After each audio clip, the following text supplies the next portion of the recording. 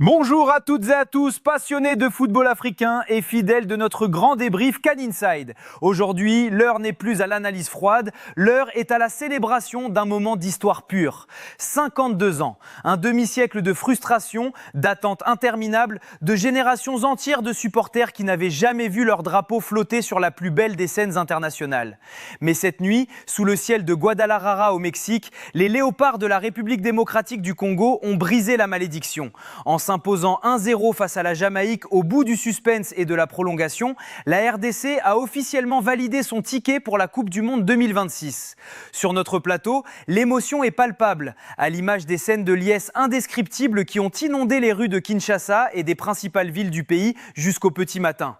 Ce barrage intercontinental ne fut pas une partie de plaisir. Face à une équipe jamaïcaine rugueuse, dans un match haché, sans énormément de rythme, mais globalement dominé par les Congolais, il a fallu s'armer d'une patience à toute épreuve. Les hommes de Sébastien Desabre ont dû puiser dans leurs ultimes réserves physiques et mentales. La délivrance est finalement venue à la 100e minute de jeu, au bout de la nuit mexicaine. Sur un corner âprement disputé, c'est Axel Tuanzebe, le roc défensif, qui a surgi. Un but que certains qualifieront de chanceux ou de laborieux, mais qu'importe la manière quand le ballon franchit la ligne dans un match d'une telle importance. Ce coup de casque du défenseur de Burnley vaut de l'or. Il ne propulse pas seulement un ballon au fond des filets, il propulse une nation entière, riche de 115 millions d'habitants, vers le continent nord-américain. Les léopards ont fait le job.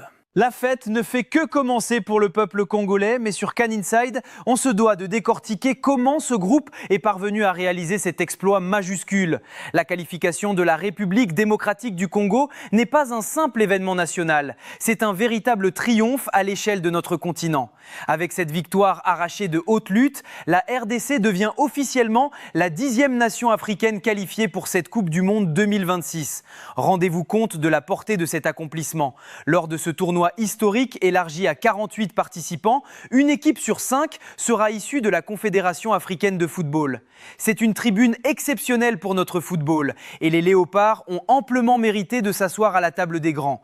Car soyons très clairs lors de notre analyse, ce billet pour l'Amérique du Nord, les Congolais ne l'ont volé à personne. Il suffit de scruter leur tableau de chasse lors de ces interminables et périlleux éliminatoires pour mesurer l'ampleur de l'exploit. Pour gagner le droit de disputer ce barrage décisif, ils ont dû s'extraire d'une véritable jungle, laissant sur le carreau des ogres continentaux tels que les lions indomptables du Cameroun ou les redoutables Super Eagles du Nigeria. C'est le parcours d'un survivant, forgé dans la rigueur et la résilience. Le grand artisan de cette métamorphose, c'est indéniablement Sébastien Desabre. En conférence de presse d'après-match, le sélectionneur français affichait les traits tirés, mais le sourire d'un homme ayant accompli un miracle sportif. Ces mots, teintés d'humilité, résonnent fort. Je suis très content pour les joueurs, mon staff qui travaille avec moi depuis 3 ans et demi. On est extrêmement fiers pour tous les Congolais.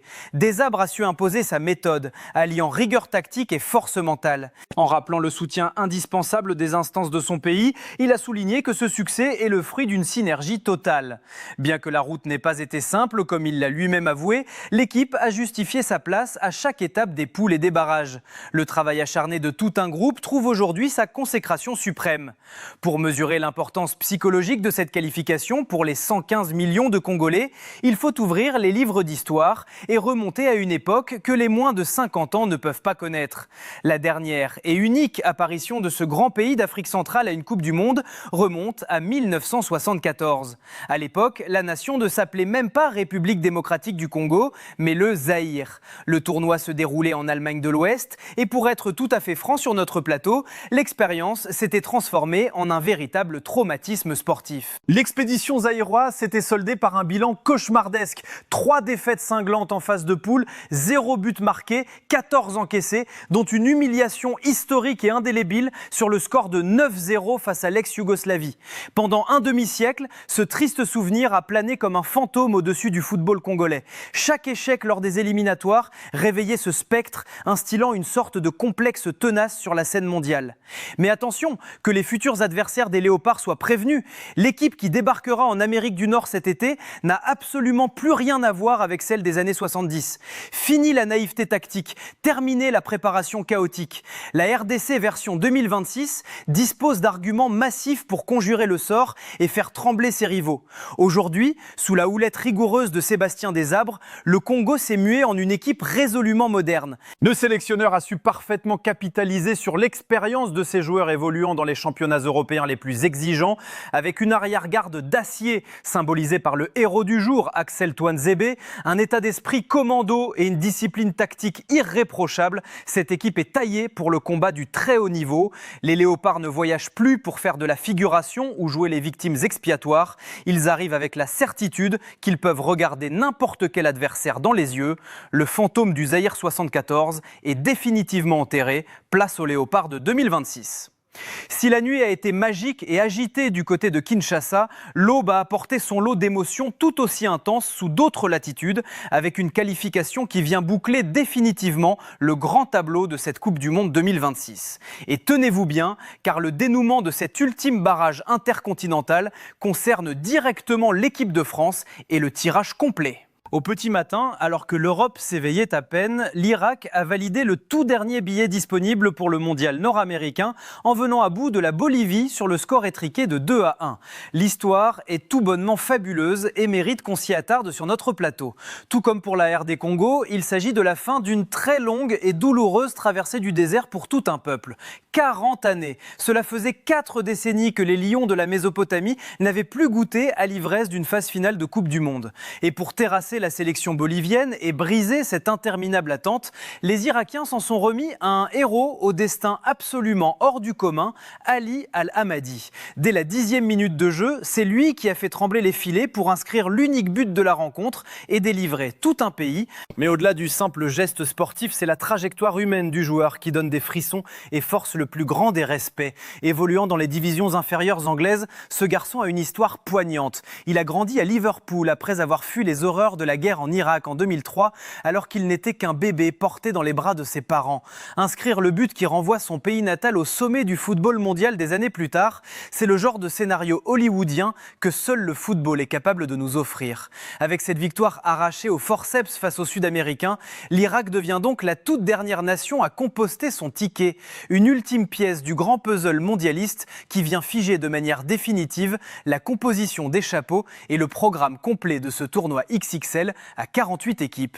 Le grand casting est enfin complet, la fête s'annonce grandiose. Maintenant que l'euphorie de la qualification redescend doucement et que le tableau complet de cette Coupe du Monde 2026 à 48 équipes est figé, il est temps de se projeter vers la compétition. Le tirage au sort a rendu son verdict et a placé nos Léopards dans le groupe K, un groupe à la fois excitant, piégeux, mais totalement jouable pour les hommes de Sébastien Desabre, le Portugal, la Colombie et l'Ouzbékistan. Soyons lucides sur notre plateau, affronter le Portugal et son armada de stars européennes sera un défi colossal. La Colombie, avec sa grinta sud-américaine, représente également un obstacle de très haute montagne. Quant à l'Ouzbékistan, c'est l'adversaire atypique par excellence, à ne surtout pas sous-estimer. Mais avec ce nouveau format de compétition, les perspectives de qualification pour le tour suivant sont réelles. L'équipe de la RDC a prouvé lors des éliminatoires qu'elle savait voyager et faire déjouer les pronostics. Avec sa solidité défensive et son bloc équipe implacable, elle a le profil type du poil à gratter, capable d'arracher des points cruciaux. Le rendez-vous est pris cet été, 52 ans après le Zaïre. La République démocratique du Congo va faire vibrer l'Amérique du Nord. Les Léopards ne viennent pas en touristes, ils viennent pour écrire une nouvelle page dorée de l'histoire du football africain. Et vous, la famille CanInside, qu'en pensez-vous? Jusqu'où cette équipe de la RDC peut-elle aller dans ce groupe K face au Portugal et la Colombie? Sébastien Desabre est-il aujourd'hui le meilleur sélectionneur du continent africain? Dites-nous tout dans les commentaires. N'oubliez pas de liker la vidéo pour célébrer cet exploit historique, partagez-la en masse et abonnez-vous pour vivre cette Coupe du Monde 2026 avec nous. On se retrouve très vite pour de nouvelles analyses. Prenez soin de vous et que vive le football africain.